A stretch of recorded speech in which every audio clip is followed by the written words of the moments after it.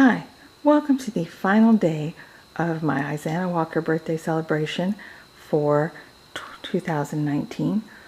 Thank you for joining us this week. It's been a fun week here in the studios, and I've had a great time putting together the blog posts and the videos and the photos and even sharing a recipe with you. I hope there's been something along the way that's made you smile, and that perhaps I've been able to share a little bit of information about Isana or her dolls that you didn't know previously, because that's always exciting to me. I love learning something new about Isana Walker dolls. Kind of makes my day, and if I could do that for you, then I'm really thrilled. So in a perfect world, today would be the day that I would show you guys some of the finished reproduction dolls that I was making, especially for the birthday celebration. My world is not perfect. It rarely goes quite the way I would like it to go. So what I have instead is another report on work in progress, which will thrill those of you who were asking for work in progress shots and stuff. For the rest of you, I hope it's going to build the anticipation and that you will eagerly be looking forward to seeing this little group of dolls finished and dressed. I know I am. I would be pretty excited about that. We've had a few little setbacks, and I'm not even going to try to say what day they'll be done. It seems that I'm really just not very good at that. I try my best to estimate, but then things happen in life. And this week, as it turns out, there's rain forecast for every day for the rest of the week. So I think I'm going to have more paint drying issues. The other thing I learned, it was kind of a new thing here. You'll notice a lot of green on these boots and shoes here. I guess, I really didn't mention it when I was talking about Prudence and the first three dolls that I'm reproducing from her mold, but something amazing, or something else amazing about Prudence is the fact that she has green painted boots. I can't quite tell the exact style because there's some paint loss, but they are definitely a dark green, and that's something new for me. So I'm pretty thrilled about that. And the paint, it's the original color. It's not painted over anything. They've always been green, and they are amazing. Now, I use oils all the time. I paint with artist oils, but I have to admit that usually when I'm painting green, it's in a mural or a landscape or something like that. It is not on a doll's boot. And one of the things that I have learned this week is that green doesn't cover very well. This I did match to the original color of Prudence's boots, and it's pretty much just straight terre verte, which is great. That's one of my favorite colors. I love that. But if you can see, these are really splotchy looking. They've had 4 coats of paint, and they're going to need quite a few more before they look just right. So got quite a bit of more painting to do boot-wise. I'm doing blue boots too, and I have done blue before. The blue looks slightly better than the green, but it too has had 4 coats and it's going to need more. Now, these great little black boots, I gotta say, black may be now my favorite color, even though the green and the blue is much more exciting. Check this out. They've had 1 coat of paint. Look how good they look after just 1 coat of paint. That's pretty exciting. The reason you're seeing these little drop down areas in the front is because those are boys' boots. And if you're familiar with Isana Walker's boy dolls, they usually have the black boots with the red fronts, and so these still have to have the red on the front. And what those boots represent are really a very classic mid-19th century little boys' footwear. And you can see examples of those. The museum I used to work at where I was the curator and director, had some in their collection, and it was kind of a thrill to be able to see what the real item was and how closely Isana had represented that in the dolls. So here's a good look at this little group of dolls. We did not see this one earlier in the week. She has been looking like this since last month. She was actually part of, well, supposed to be part of my third Thursday for last month. She didn't quite get finished.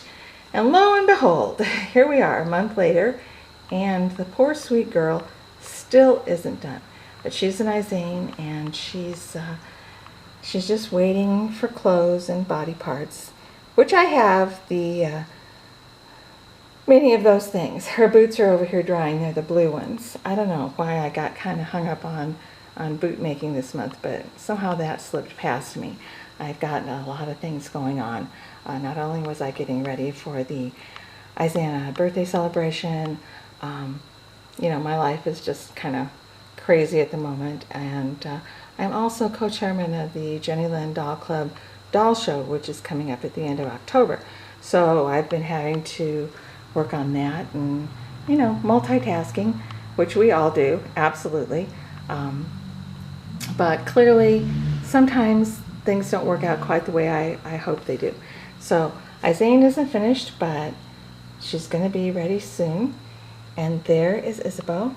And Isabeau has, if you'll see, she has a much more distressed paint surface. That's because the original doll, Isabeau, the one from my collection, it has a much more distressed paint surface than the Isane, who's also part of my collection.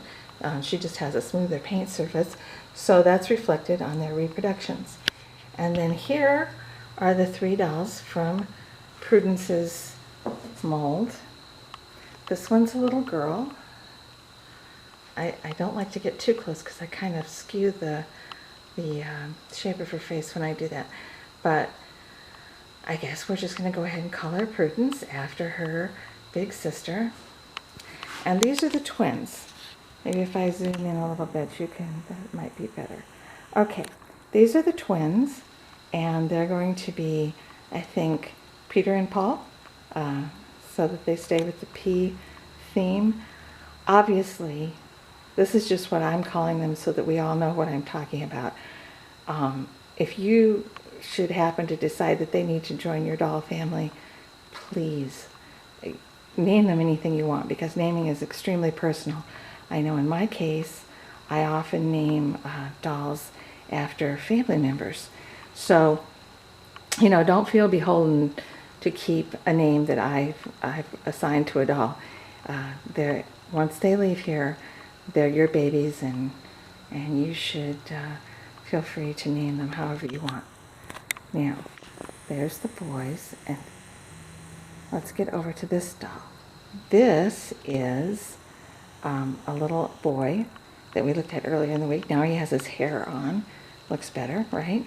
He's from the Anna mold, so I think we're going to call him Andrew for, you know, recognition purposes.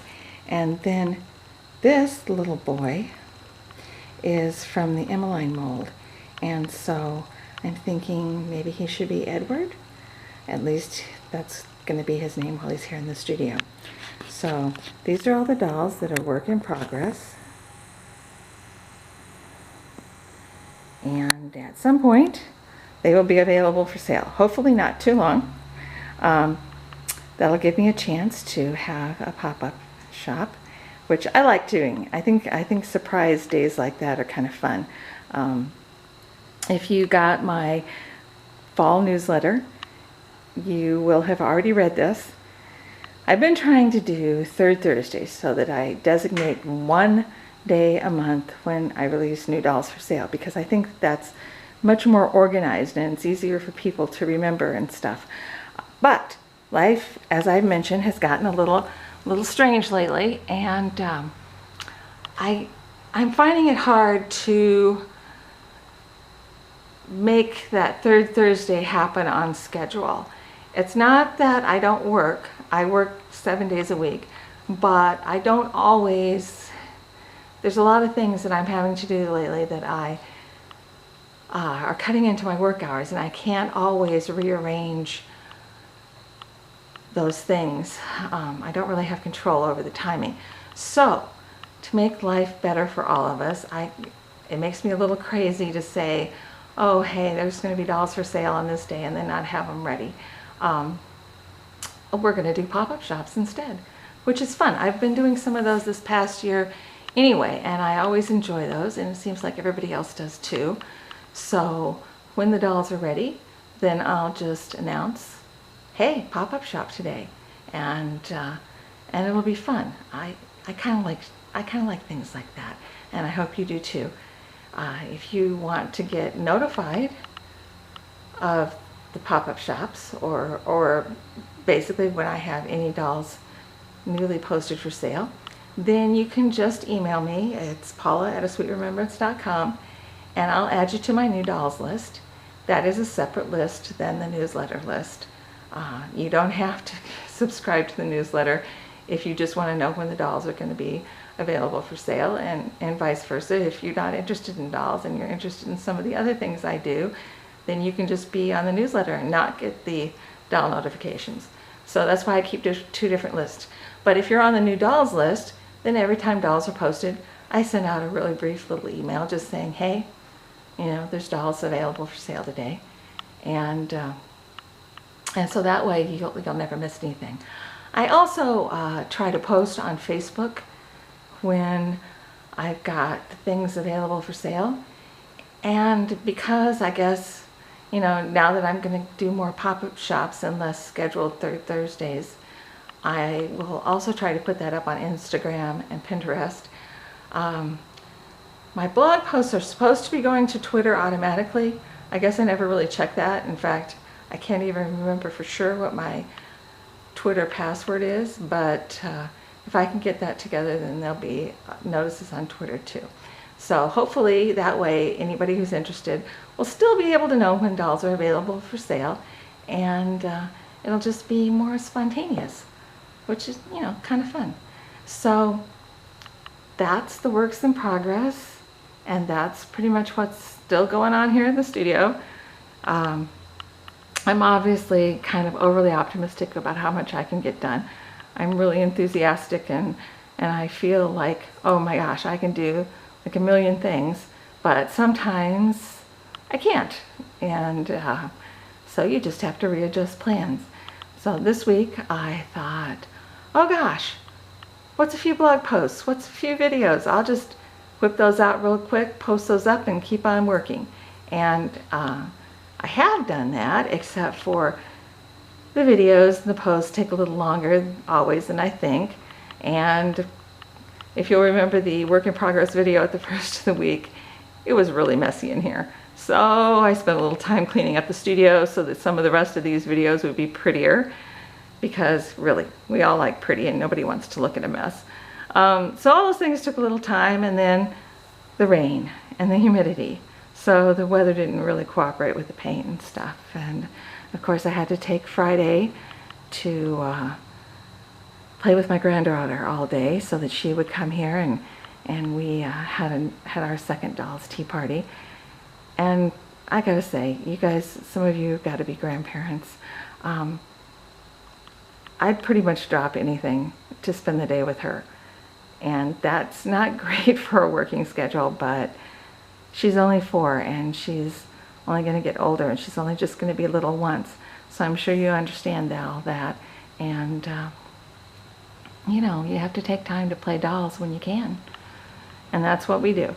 So anyway, that's the celebration dolls who are a little tardy.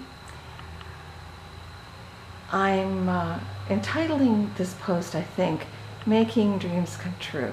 And that's because Isana Walker and her dolls have been a dream of mine for 30 years. Well, probably a little longer. And I have to say thank you. Thank you for your support. And I have the best friends and customers and acquaintances and fellow Isanophiles around me that really make my life a joy. And I appreciate you guys so much. And I'm very thankful that I get to spend my days making dolls, reproducing some of Isana's works, and doing some restoration work on her originals, and just learning and researching them. It's a blessing and a joy, and thank you so much for your part in making that happen. I really appreciate it. The other thing I'd like to say is, if you have a dream, I think if you work at it, you can help make that come true. Sometimes I think in life we have to be our own fairy godmothers. This is something that I wanted, and it's taken me a long time to do this. First, I didn't know very much about Isana Walker's dolls at all. I didn't really know who she was. I just saw these dolls and I was bewitched and wanted to know more. And that was, of course, pre-internet, and the information was hard to come by, and I really didn't know where to find it. So I searched and searched, and eventually I learned more. And finally I was able to, oh gosh, work really hard and make myself crazy trying to make things to sell, to earn enough money to buy the first one of my antique Isana Walker dolls. And then it took me 10 years of trial and error to teach myself how to make reproduction Isana Walker dolls. And I do try to do it as closely as possible to the way she did it. And I try to make sure that everything's historically accurate. And so it's my intent to, if you should ever buy one of my dolls, that it will give you that feeling of owning a real doll, because that's the best thing about Isana's dolls, is that wonderful feeling you get when you're around them. And I want to be able to do that for you too. So my dream has been slow, very, very, very, very slow, but that's probably just me. But if you have a dream, I would say go for it. I believe in you. I know that you can do it. I think we all have that capability inside ourselves to do wonderful things. So please, give it a try. If nothing else, just the learning process and sort of the journey towards your goal is joyful in itself. And even though things don't always go right, because heck, I know that I've had, boy, a lot of things that I've had to try over and over and over again, and a lot of mistakes and stuff. But just try to stay positive and keep moving forward, and really, it's a worthwhile thing to do. So I hope that I have been a little encouraging there. If you're thinking about something in your life that you'd really like to have happen, then I just say, please try. What's the worst that's going to happen? The worst that's going to happen is you're still going to want it, and you'll have a few setbacks. The best that's going to happen is that you'll be able to realize your dream and, learn a lot of wonderful, valuable information along the way. So I would say try. It makes life excellent. Just give it a shot. If part of your dream happens to be an Isana Walker doll, because that's, what I do, I would be happy to help. I do teach classes in making reproduction Isana Walker dolls. So, I'm always happy to have new students. And